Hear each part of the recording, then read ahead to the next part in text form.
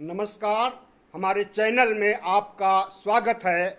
मैं हूं रामचंद्र मौर्य। साथियों, हमारे चैनल को सब्सक्राइब कर लीजिए और वीडियो अच्छा लगे तो ज़रूर इसे लाइक करें और शेयर करें ताकि हमारी आवाज़ ज़्यादा से ज़्यादा लोगों को सुनाई दे सके। आज हम चर्चा करेंगे ज्ञान वापी मस्जिद पर आए हुए फैसले की, और यह आपको बताएंगे कि क्या यह मामला जो ज्ञान वापी मस्जिद का है, मथुरा की ईदगाही का मामला है और अयोध्या का राम मंदिर का मामला है, क्या ये हिंदू राष्ट्र बनाने की ओर इंगित कर रहा है और क्या हमारा भारत धर्मनिरपेक्ष नहीं रह जाएगा, हिंदूवादी राष्ट्र या हिंदू राष्ट्र या ब्राह्मण राष्ट्र हो जाएगा। तो साथियों, आज ज्ञान वापी मस्जिद का लंबित फैसला जो लगभग 3 महीने से जिला जज के अधीन था, उस पर सुनवाई चल रही थी, आज उसका फैसला आ गया और उसकी सुनवाई सुप्रीम कोर्ट के आदेश के आधार पर शुरू हुई थी, क्योंकि मुस्लिम पक्ष सबसे पहले सुप्रीम कोर्ट ही पहुंचा था और उसने पूजा स्थल अधिनियम 1991 के तहत मस्जिद का सर्वे और मस्जिद सर्वे के बाद मुकदमे की कार्रवाई के लिए मना किया था। लेकिन सुप्रीम कोर्ट ने कहा कि आप जिला अदालत में जाइए और जिला जज शुरुआत करेंगे इस मुकदमे की, और उनका फैसला आएगा और हाई कोर्ट का फैसला आएगा तो उसके खिलाफ हमारे यहाँ याचिका प्रस्तुत कीजिएगा। तो सुप्रीम कोर्ट के आदेश के बाद सेशन कोर्ट में जिला न्यायालय में कार्रवाई शुरू हुई मुकदमे की, जिसमें मुस्लिम पक्ष ने सिर्फ इतना सा मांग किया था, और वो भी 1991 अधिनियम के आधार पर कि अयोध्या में जब मामला यह गरमाया था मंदिर और मस्जिद का, उसके बाद 1991 में नरसिंह राव सरकार ने अधिनियम पास किया कि अयोध्या मामले को छोड़ करके बाकी अब कोई भी नया मामला ऐसा नहीं होगा जिस पर कि विवाद उठकर खड़ा हो और वहाँ की मस्जिद को ढहाया जाए, वहाँ के पूजा स्थल को ढहाया जाए। और जो 100 साल पहले से 15 अगस्त 1947 को आज़ादी के पहले जो पहले की स्थिति थी, यानी मुगल काल से लेकर के 15 अगस्त 1947 तक जो जैसी स्थिति में था वैसी ही स्थिति में हमेशा रहेगा। उस अधिनियम के अंतर्गत अंजुमन कमेटी ने मुकदमा फाइल किया जिला वाराणसी कार्यालय में, और वहाँ के न्यायाधीश ने, जिला जज ने उनकी याचिका को खारिज कर दिया और श्रृंगार गौरी मामले में मुकदमा चलाने के लिए अनुमति दे दी। अब 22 सितंबर को फिर सुनवाई होगी और उसमें हिंदू पक्ष को सुना जाएगा और श्रृंगार गौरी मामले में निपटारा करने की कोशिश की जाएगी। अब देखिए उस दिन का क्या निर्णय होता है। विवादास्पद होता है कि किसके पक्ष में जाता है, हिंदू के पक्ष में जाता है या मुस्लिम के पक्ष में जाता है, लेकिन आज जो फैसला आया है इसको हिंदू लोग अपने पक्ष में मान रहे हैं, जबकि ये आखिरी फैसला नहीं है। आखिरी फैसला जो आएगा उस पर अमल किया जाएगा, उसके अनुसार ज्ञान वापी मस्जिद पर कार्रवाई की जाएगी। लेकिन अभी तो हाई कोर्ट बाकी है और हाई कोर्ट में अप्लाई करने के लिए अंजुमन इस्लामिया इंतजामिया कमेटी ने पुख्ता प्रबंध कर लिया है और उसने बयान देकर के कहा है कि हमें ये फैसला मंजूर नहीं है और किस आधार पर 1991 अधिनियम को नज़रअंदाज किया गया यह भी जज ने बताया नहीं है। तो बात यह नहीं है कि 1991 अधिनियम को नज़रअंदाज किया गया, बात यह भी नहीं है कि ज्ञान वापी मस्जिद के नीचे शिवालय और शिवलिंग की तलाश की जा रही है और बात यह भी नहीं है कि मंदिर को ढहा करके मस्जिद बनाया गया था और मस्जिद को ढहा करके मंदिर बनाया जाए। बात यह है कि हमारा देश धर्मनिरपेक्ष है। क्या हमारे धर्मनिरपेक्ष ताने बाने को नुकसान नहीं हो रहा है? क्या हमारा धर्मनिरपेक्ष ताना बाना नष्ट नहीं किया जा रहा है? एक समुदाय विशेष जिस तरह से दूसरे समुदाय के पुरावशेषों को नष्ट करने और वहां पर अपना कब्जा जमाने की कोशिश कर रहा है, ये बहुत ही बड़ा दुर्भाग्य है भारत देश के लिए, भारत राष्ट्र के लिए, लोकतंत्र के लिए, संविधान के लिए और इस देश की साझा संस्कृति के लिए। तो सवाल ये भी नहीं है कि भारतीय जनता पार्टी किस तरह से ध्रुवीकरण करके लोकसभा चुनाव जीतना चाहती है। सवाल ये भी नहीं है कि क्या इसी सांप्रदायिक गतिविधियों को हवा दे करके पहले मंदिर का मामला उठाया गया था अयोध्या में राम मंदिर का, और वहां पर मस्जिद को ढहाया गया और मंदिर बनाया जा रहा है, और उस मंदिर का भी निर्माण के लिए कार्यकाल की सीमा बढ़ा दी गई है। अभी कल ही मंदिर ट्रस्ट की ओर से बयान जारी किया गया है कि अब यह मंदिर जनवरी 2024 में बन करके तैयार होगा और मार्च अप्रैल 2024 में लोकसभा का चुनाव भी है। तो जाहिर है कि लोकसभा चुनाव से थोड़ा पहले मंदिर को बना करके तैयार किया जा रहा है और उसका राजनीतिक फायदा उठाने के लिए भारतीय जनता पार्टी पूरी कोशिश कर रही है।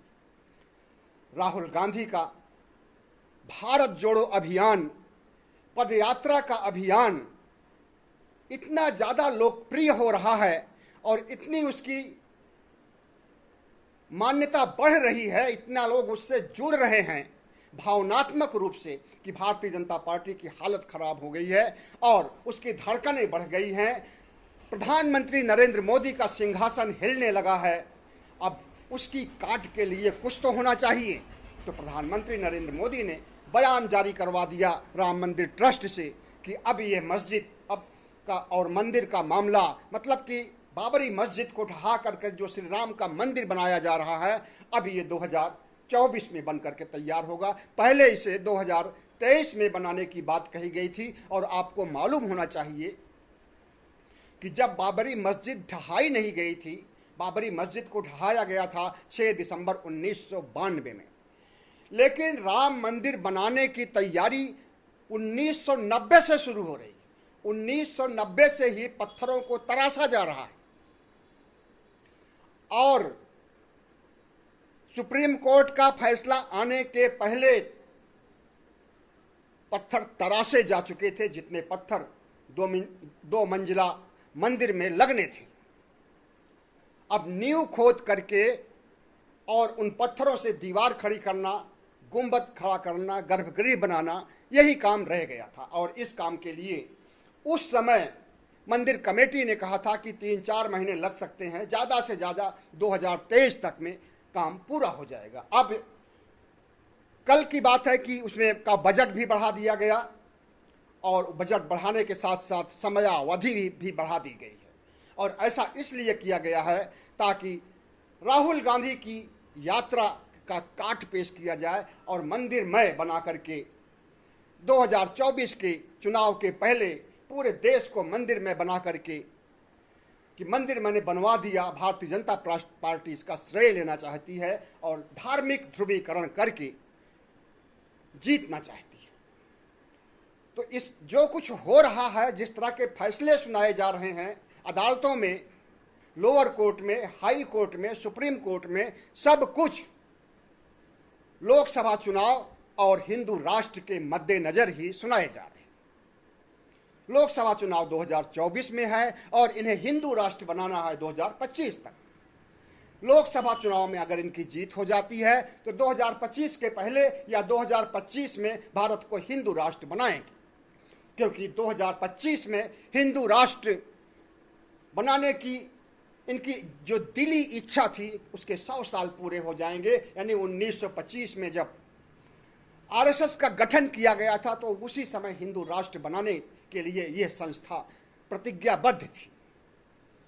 और उनकी प्रतिज्ञा 100 साल में नहीं पूरी हो सकी, लेकिन 100 साल के आखिरी साल में इसे पूरा करने चाहते हैं किसी भी हद पर। इसी के लिए इन्होंने CAA लाया, NRC लाया, धार्मिक ध्रुवीकरण, हिंदू मुस्लिम और संविधान को जलाने, संविधान का नया संविधान पेश करने की बातें कही गई, की गई। और जिस तरह से पिछले दिनों सांप्रदायिक ध्रुवीकरण के लिए धर्म संसद में कोशिशें की गई थी, वह किसी से छुपा नहीं। तो इस तरह से ज्ञान वापी का जो फैसला आज आया है वो न तो हिंदुओं के पक्ष में है और न मुसलमानों के खिलाफ है, क्योंकि इस पूरे फैसले को हाई कोर्ट बदल सकता है। और हाई कोर्ट भी अगर किसी एक के पक्ष में और 1991 अधिनियम को इग्नोर करते हुए, नजरअंदाज करते हुए अगर फैसला सुनाता है तो सुप्रीम कोर्ट बैठा हुआ है, भारत की सबसे बड़ी अदालत बैठी हुई है, वो सुनवाई करेगी। और देखिए, अगर सुप्रीम कोर्ट भी 1991 के अधिनियम को नजरअंदाज करना चाहेगा तो नहीं कर पाएगा, क्योंकि वो सबसे बड़ी अदालत है, वहां पर न्याय होता है। और इन छोटी अदालतों में क्या क्या होता है, वकील लोग क्या क्या करा लेते हैं, और साम दाम दंड भेद भी चलता है यहाँ पर। अगर हमारे फेवर में फैसला नहीं दोगे तो ये कर देंगे, वो कर देंगे, ऐसी धमकियां भी मिलती हैं तमाम सारे मुकदमों में। और लेकिन सुप्रीम कोर्ट को ऐसी धमकी कोई नहीं दे सकता है, चाहे वो बहुत बड़ा संगठन क्यों नहीं हो, RSS क्यों ना हो, BJP क्यों ना हो, मोदी क्यों ना हो, शाह क्यों ना हो। लेकिन सुप्रीम कोर्ट को प्रभावित तो कर ही देते हैं। अयोध्या का फैसला प्रभाव से ही आया था, फैसला लिखा गया था नागपुर में और सुनाया सुप्रीम कोर्ट। तो सुप्रीम कोर्ट के वर्चस्व पर और उस जज को जिसने फैसला सुनाया था, 3 महीने बाद नवंबर महीने में राज्यसभा का सदस्य मनोनीत कर दिया जाता। तो ये है भारत की राज्य न्यायपालिका का स्तर, ये है भारत की कार्यपालिका और विधायिका का स्तर, और ये है हमारी छोटी अदालतों का स्तर कि 1991 अधिनियम को किस आधार पर ठुकराया गया। ये बात समझ से परे है। कोई भी धर्मनिरपेक्ष व्यक्ति अगर इसका मूल्यांकन करेगा तो ये कहा जाएगा कि सरासर घोर अन्याय हुआ है मुसलमानों के साथ। लेकिन ये अन्याय उस दिन नहीं रह जाएगा जिस दिन 1991 के पूजा स्थल अधिनियम का सम्मान करते हुए मुकदमे की सुनवाई की जाएगी। और जब सुनवाई की जाएगी तो निश्चित रूप से मुस्लिम पक्ष विजयी होगा, और जो हिंदुओं की, कट्टर हिंदुओं की जो सोच है, जो इनकी मानसिकता है और जो इनका देश को विध्वंस करने की मानसिकता है, उस पर प्रश्न चिन्ह लग जाएगा या पूर्ण विराम लग जाएगा। तो साथियों, कहा जाता है कि औरंगजेब ने यहाँ पर मस्जिद को तोड़ करके, मंदिर को तोड़ करके 1669 में मस्जिद का निर्माण किया था, ज्ञानवापी मस्जिद को बनाया था।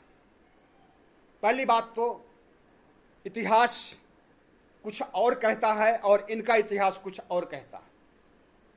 इनका जो दक्षिणपंथी इतिहास है वो तो सरासर मुगलों को, औरंगजेब को आतताई और दोषी ठहराता है, लेकिन जो हमारा वास्तविक इतिहास है वो सम्राट अकबर को महान कहता है। मुगलों को आतताई नहीं मानता है, बल्कि भारत देश का प्रशासक मानता है, रक्षक मानता है। लेकिन मान लीजिए कि औरंगजेब ने यह कुकर्म किया कि उसने मस्जिद को, मंदिर को तोड़ करके मस्जिद बनाया। बर्बर युग था, नहीं होना चाहिए था ऐसा। अगर औरंगजेब ने किया तो उस समय हिंदुओं को विरोध करना चाहिए था, और उसके बाद अंग्रेजों का जब शासन आया तो मांग करना चाहिए था उस समय ही कि यहाँ पर मस्जिद थी, मंदिर थी, और मंदिर को तोड़ करके इसने मस्जिद बनाया है, हमें फिर से हमारा मंदिर का अधिकार मिलना चाहिए। लेकिन 500 से ज़्यादा साल बीत चुके हैं, अब बर्बर युग की यादों को फिर से बर्बरता पूर्वक दोहराया जा रहा। जो काम औरंगजेब करने से बर्बर माना गया, जालिम माना गया, हत्यारा माना गया, हिंसक माना गया, क्रूर माना गया, आज वही काम हिंदू संगठन और हिंदूवादी कट्टरपंथी शक्तियां कर रहे हैं। अगर औरंगजेब की तरह क्रूरता करनी है तो औरंगजेब में और आज के हिंदू और हिंदू राष्ट्र के प्रहरी और हिंदू संगठन आरएसएस के लोग औरंगजेब से भी ज़्यादा क्रूर और आतताई माने जाएंगे। क्यों माने जाएंगे? क्योंकि वो मुगल काल था, 500 साल पहले की बात है। आज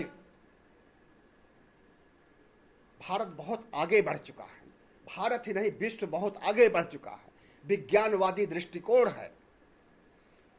कट्टरपंथी बातों, परंपरागत धर्मों और परंपरागत रीति रिवाजों को बहुत पीछे छोड़ दिया गया है, क्योंकि उन परंपरागत रिवाजों से, उन परंपरागत वर्णाश्रम धर्म से हमारे देश को, हमारे राष्ट्र को, हमारे समाज को बहुत बड़ा नुकसान हो रहा है।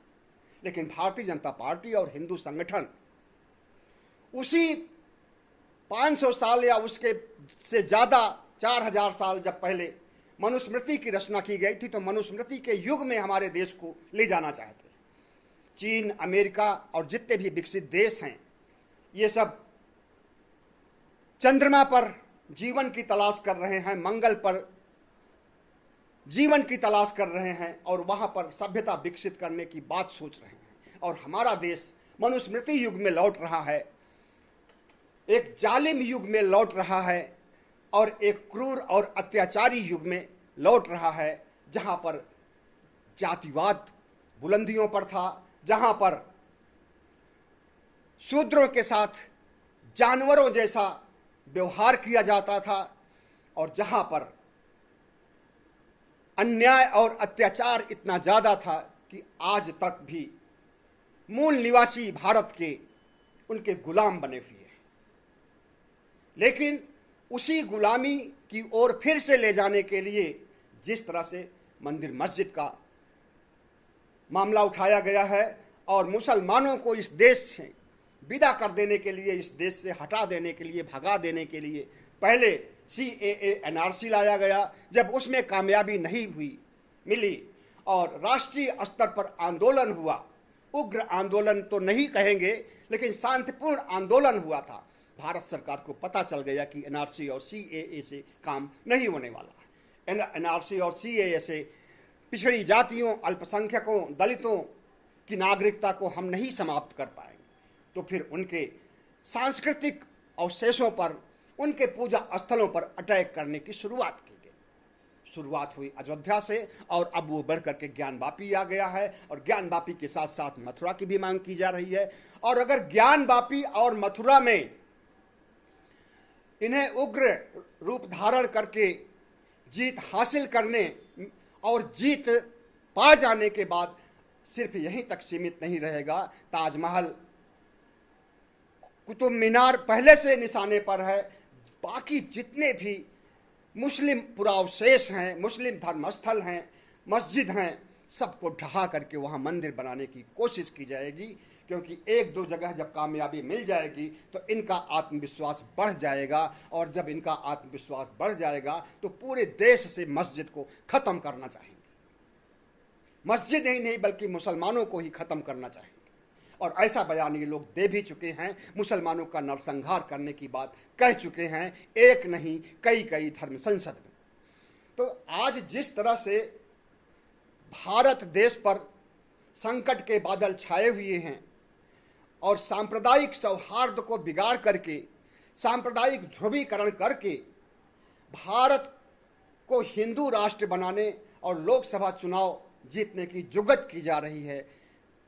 अब इसमें इन्हें कितना कामयाबी मिलती है, लेकिन एक बात समझ लीजिए कि इस देश में धर्मनिरपेक्ष लोगों की कमी नहीं है, साझा संस्कृति में बसर करने वाले लोगों की कमी नहीं है। और इस देश के सभी धर्मों के लोग जब एकजुट हो जाएंगे और इनके सामने खड़े हो जाएंगे तब इन्हें भागने पर कोई जगह नहीं मिलेगी।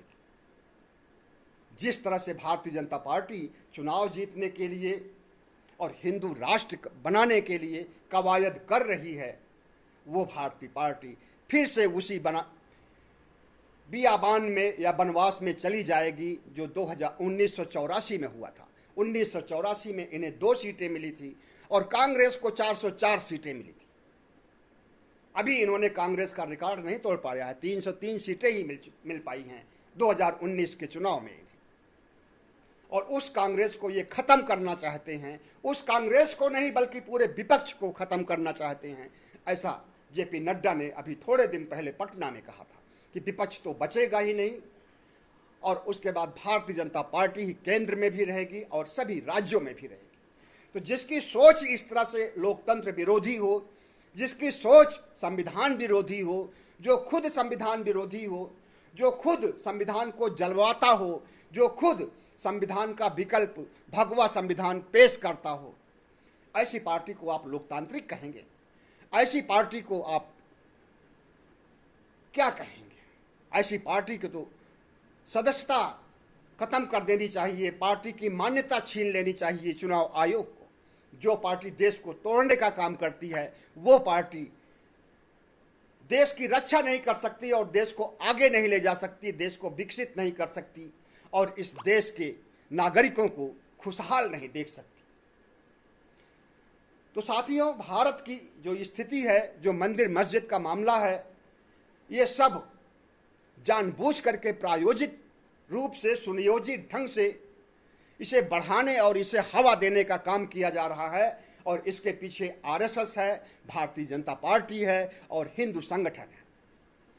अब इन्हें अपने मंसूबे में कितना कामयाबी मिलेगी ये तो नहीं कहा जा सकता है, लेकिन इनकी नाव डूब भी सकती है और इनकी फिर से वही 1984 की स्थिति हो सकती है, जिस दिन पूरा भारत इनके खिलाफ खड़ा हो जाएगा और पूरा भारत को नाराज करके सिर्फ अडानी, अंबानी और कारपोरेट को खुश करके ये फिर दोबारा सरकार नहीं बना पाएंगे। इस राष्ट्र की धर्मनिरपेक्षता को नहीं खत्म कर पाएंगे, इस देश के संविधान को नहीं खत्म कर पाएंगे, इस देश की साझा संस्कृति को नहीं खत्म कर पाएंगे। बहुत बहुत धन्यवाद। हमारे चैनल को सब्सक्राइब कीजिएगा, लाइक कीजिएगा, शेयर कीजिएगा, ताकि हमारी आवाज़ दूर दूर तक जाए। बहुत बहुत धन्यवाद।